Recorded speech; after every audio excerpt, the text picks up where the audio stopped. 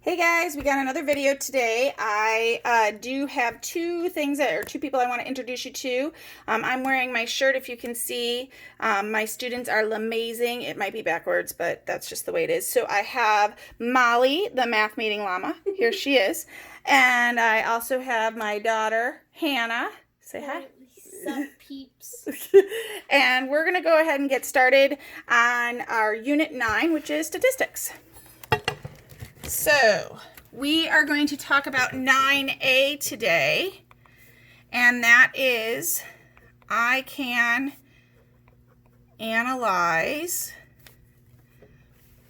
distribution shapes.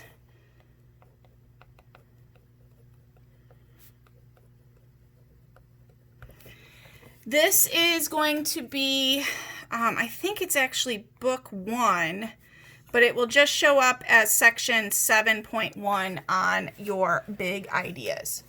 Hello, math meeting llama. Okay, obviously being quarantined is getting to us all. We're going to actually focus on mean, median, and mode here, which is a review of what you have done in Math 1, and maybe you even did a little bit in middle school. So there's a couple different things we're going to talk about: the mean, the median, the mode, and the range. Those are the different terms we're going to talk about today. When we come back to school, we'll probably expand a little bit on this.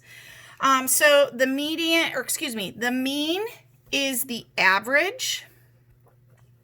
So that's where you add the numbers and then divide by how many numbers there are. Then your median is the middle. The biggest thing here is that you might have to reorder your numbers. If you don't reorder, then you're not going to get to the middle. It has to be in chronological order. The mode is the most. And the range is your your lowest to your highest number. So that is the mean, median, mode, and the range. And then when you find the range, besides you can do lowest to highest, you can also do highest and subtract off the lowest if they're looking for one number. All right, so I'm going to actually show you how to do this in your calculator, because that is, I think, going to be the easiest thing. So let's say we have an example here, and let's say that we have a couple different numbers. So I'm going to go 1, 4, 2, 8, 7, 10, 5, and 9. So those are just the different numbers, and we're going to find the mean, median, mode, and range. And then I want to give you some tips for the big ideas problems. All right, so in your graphing calculator, you have to go ahead and turn it on. You're going to use the Stat button. So that's right under the Delete button. So you're going to hit Stat, and then you're going to go ahead and hit Edit. So if you need to clear this out, you arrow up to the top where it's highlighted, hit Clear, and then arrow back down. So again, you're going to start out with Stat, then Edit, and then clear your list if you need to. Now I'm just going to go ahead and take these numbers and put them right in here. So I'm just going to hit 1, Enter, 4, Enter, and so on. Now what you want to make sure that you do is that you figure out how many numbers you have here, and then highlight the last number, and it'll tell you that you entered 8 right here, and I have 1, 2, 3, 4, 5, 6, 7, 8. So at least I know that I entered in all the numbers. You want to always double check your numbers, because if you enter something in wrong, then it's going to give you a wrong answer. All right, so from there, so that's Stat and Edit to enter the numbers. then you're going to go back into stat and arrow over to calc. So again, that's stat, arrow to calc, and you're going to use the one variable statistics,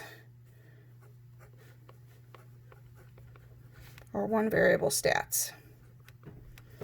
So I'm just going to go ahead and hit enter here, and then hit enter again. So it's going to give me a couple different numbers. So the first number you're looking at, this X bar, that is your mean. So your mean is X bar, and in this case, it's 5.75. So if I were to add up all these numbers, so if I would do 1 plus 4 plus 2 plus 8 and so on, and then divide by 8, I would get 5.75. Then I'm going to arrow down to see where it says min X. Okay, so I've got a couple different things here.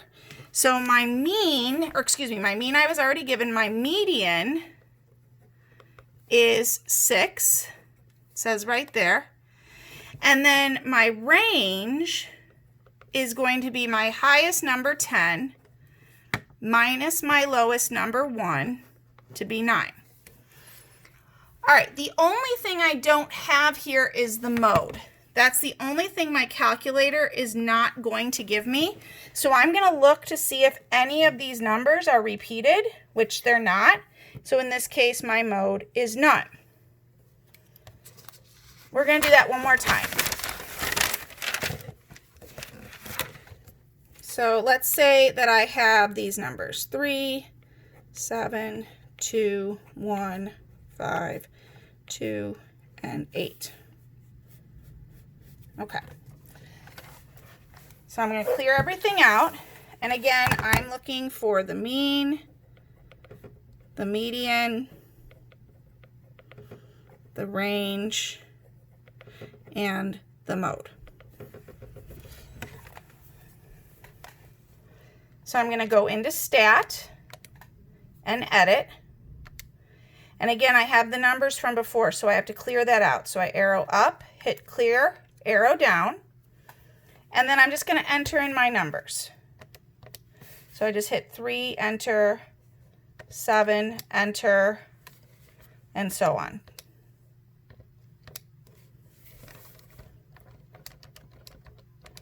Now again, if you want to check that you have the same numbers, you just highlight your last, and see how here it says L17, that means I have 7 entries in there. And so I can look, 1, 2, 3, 4, 5, 6, 7.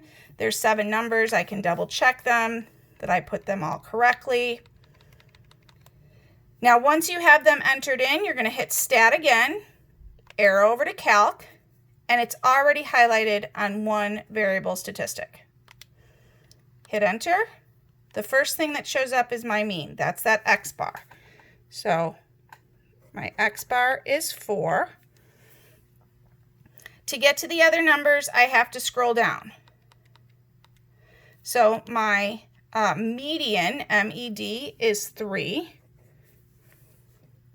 My range, I take the highest number, 8, minus my lowest number, 1, and get 7.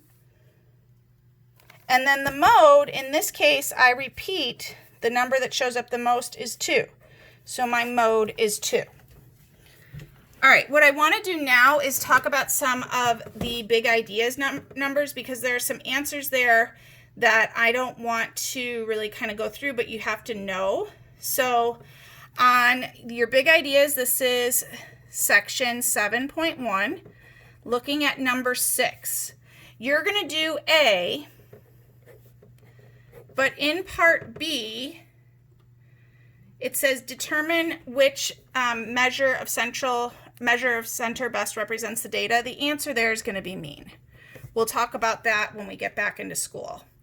And then when it says to explain, it's because there are no outliers. So that's number 6.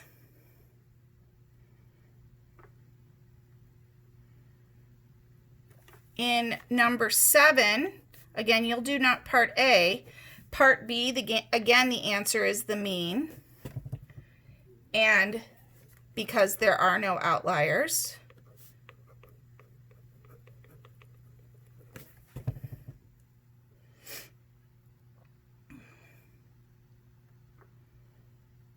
and I think that's it, actually. Those are the only two that I want you to have.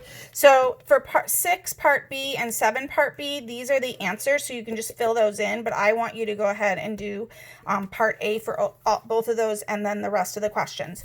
Again, please join into one of the Zoom meetings or more of the Zoom meetings, and we can go ahead and I can answer your questions that way, or feel free to email me. All right, bye guys.